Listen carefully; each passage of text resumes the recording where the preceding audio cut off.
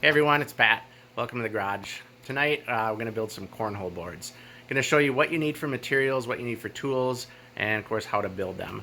I built a handful of sets over the last few years, and each time I do it I learn a little more as far as doing it the most efficient way, least cost, and strongest. So anyway, I'm going to show you all of that. Real quick though, I just have to get some attention here to this cool hat. This is an old hat. I didn't even know that I had it anymore. Something that many years ago I had the hat just black, had this cool Shakespeare patch that my mom sewed on for me. Found it in the garage here tonight. I'm pretty excited to wear it. So, all right, well, I'm gonna get started here and get these things built. For materials and tools, everything is laid out right here. Obviously, you're going to need plywood for the tops. I bought 4x8 sheet and cut them down. I'm going to make two different sets. I also bought 1x's and made them, I actually bought a little wider and then just cut them down to get a little more bang for my buck, I guess. I just cut them down on the table saw. If you are going to build these and you're going to buy the pre-cut 2x4 foot plywood sheets, and depending on what quality of 1x's or 2x's, whatever you decide to use, you're probably looking at about $50 to do a set. The way I'm doing it, it's going to be about $30 per set. Also for materials right here, carriage bolts and a couple washers and lock nuts, and those are going to be for the legs so that the legs can fold up when not in use. As far as putting it together with tools, I am going to be using air nailer and glue. You can screw them in, nail them in however you want. I just like the clean look of the air nailer, and whenever I do that I like to use glue just to make sure everything holds nice and tight. I'm going to be cutting the holes with a 6-inch hole saw. If you don't have a hole saw, you don't necessarily need one. You can use a compass or just measure it out and use a jigsaw to cut it. Since I bought the bigger sheet of plywood and cut it down, I'm using a skill saw for that, and along with a straight edge and clamps, and I'll show you that here in a little bit in the video. According to the American Cornhole Association, yes, there is such a thing. These are the measurements that the boards need to be. So on the left side there, I show the top of the plywood. It's 2 feet by 4 feet, so 24 inches by 48 inches.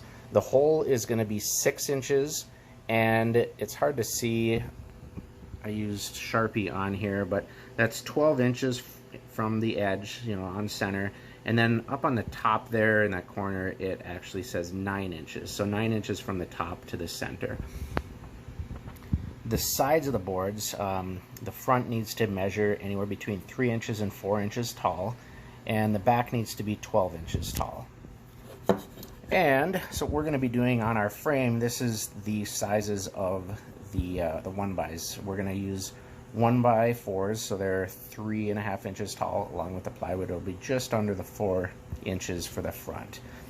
So anyway, we're going to have two that are 47 and a quarter. You can see kind of how I laid it out. We're going to be running the front piece at 24 inches, and that's going to go all the way to the edges. That's why these here are going to be short, the 3/4 of an inch. And we're actually going to do 3. Normally I'll do 2. I'll do 1 in the center and then 1 on the back end. But we're actually going to do 3 that are 22.5 here. The reason being is I'm going to add on both of them, I'm going to cut out a spot here to actually carry them. If we weren't doing that, then we would just get rid of these 2 and just run one right across the middle. For the plywood top, what you need is 2 foot by 4 foot sections. You can sometimes buy them pre-cut. When I looked today, they were in pretty rough shape, so I didn't go that route. Plus, if you actually buy the 4x8 sheets and cut them yourself, it ends up costing you a lot less, especially if you plan on making more than one set of boards. To get a good straight cut, for me, we could cut it on the table saw. Most people don't have a table saw, so I'm going to show you what I'm doing here. We have our measurement halfway, 24 inches from this edge to that edge. And then what I did is I measured on my skill saw here from the edge, from the guide right here to the blade, and it's 1.25 inches. So I marked 1.25 inches on this end and that end, laid down a straight edge, and secured it with clamps. So what that's going to allow us to do is run our skill saw right along here, and it should be a nice straight clean cut. The other thing that I'm doing here, if you notice, this side is pretty rough. This is the bottom side of the plywood. I like to cut the bottom side up and usually get a better edge on the bottom side when you're cutting. So flip it over, that way if it does splinter and stuff, that's on this side that's going to be on the bottom. You can see some of those splinters from that cut there, but the other side that's going to be up is nice and smooth.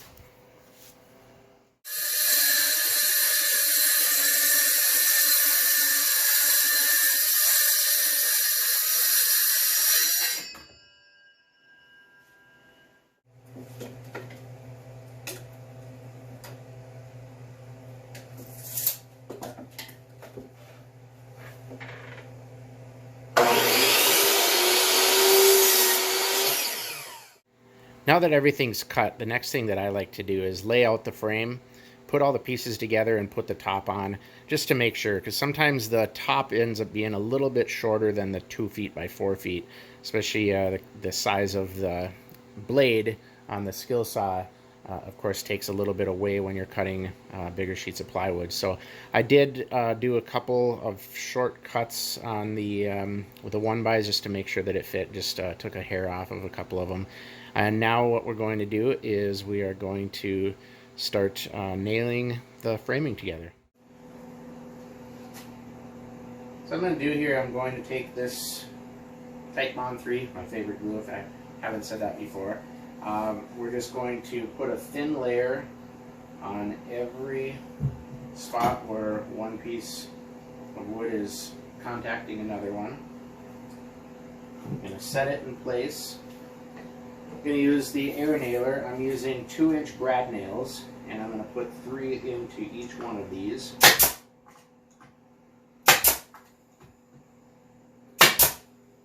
Brad nails are going to suck them together, kind of keep them in place, and the glue is going to dry. And once that does, this is going to stay really nice and solid.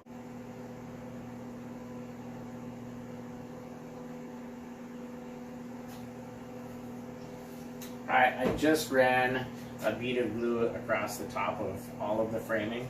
Now we are going to take our top, already again pre-fitted, checked it. We're going to kind of set it down here gently, and if we need to adjust any of the angles here or anything, we will do that. And once it's lined up here, we're going to take the air nailer and go around and nail this top. Everything's nailed together, nice and solid. Just going to go around a couple spots where we had some glue that had seeped out. Just clean that up a little bit. Next thing, I just marked where the center of the hole is going to be. And now we are going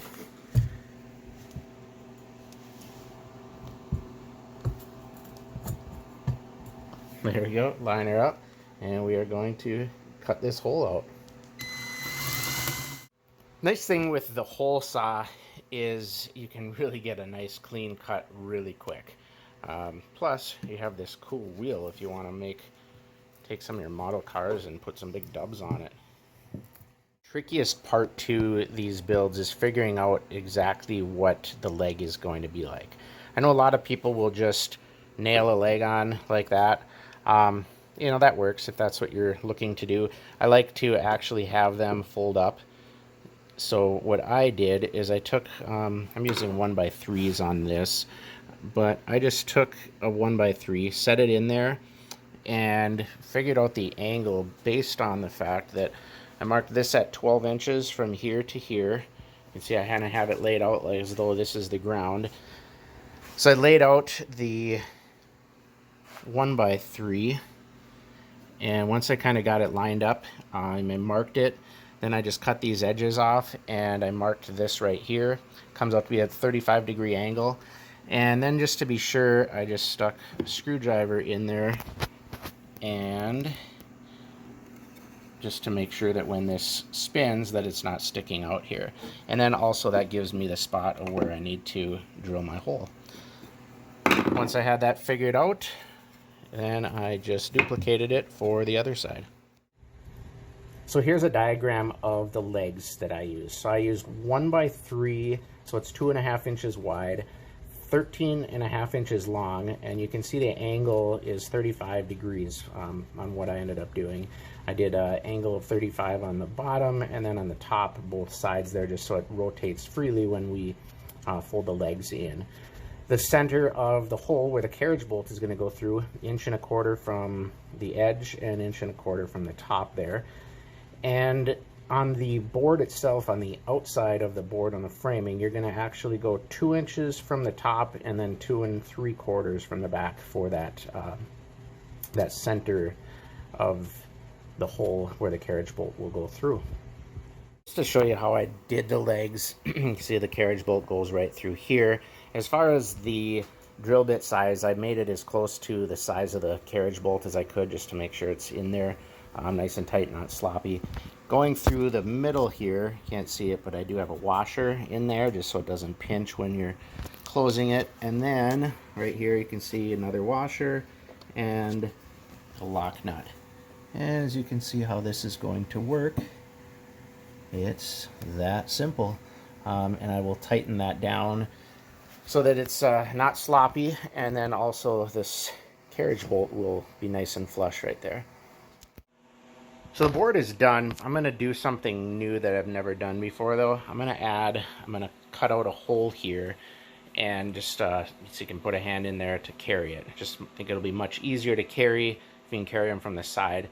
So I'm going to do it on both of them, and you can carry one in each hand and maybe even put them together and carry both of them together with one hand. But if you're not going to do this, your board is ready to be finished. But if you do want to do this, I will show you the process.